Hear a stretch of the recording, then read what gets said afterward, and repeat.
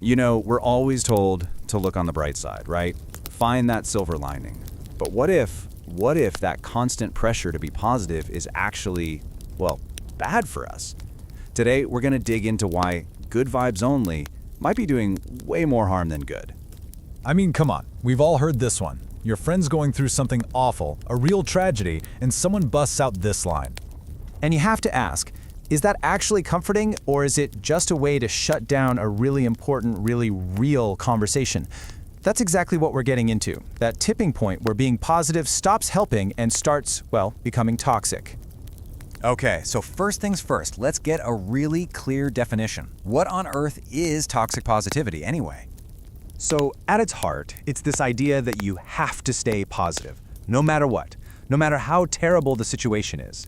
And what that does is it forces you, or the person you're trying to help, to just shove down all those real, totally valid negative emotions. See, the key word here isn't optimism, it's suppression. And that right there is the key. This isn't about being a genuinely hopeful person. It's about invalidation. It's basically telling someone either subtly or not so subtly that their sadness, their anger, their fear, yeah, that's not okay. It's not allowed.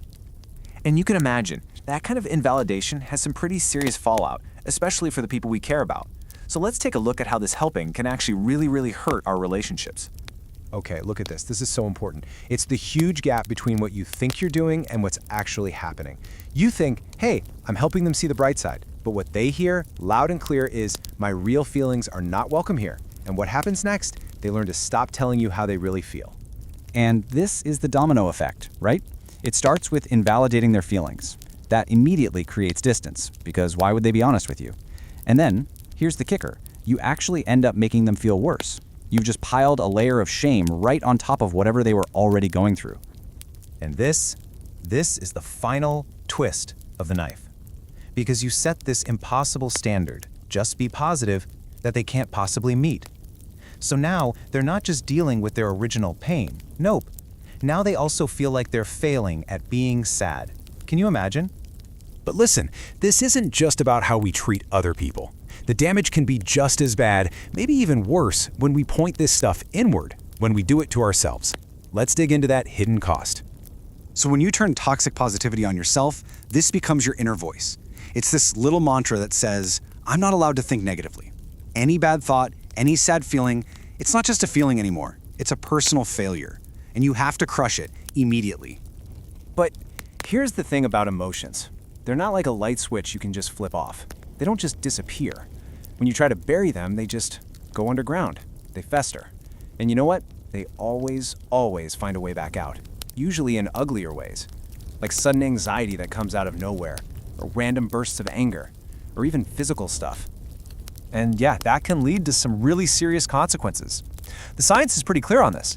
Consistently pushing down your real emotions is a recipe for major mental health struggles. We're talking about things like anxiety and depression. So where does that leave us? What's the big takeaway here? Well, the goal of being emotionally healthy isn't to get rid of all the bad feelings. That's impossible. The real goal is to just make space for all of it. The good, the bad, the ugly. All the genuine human emotions.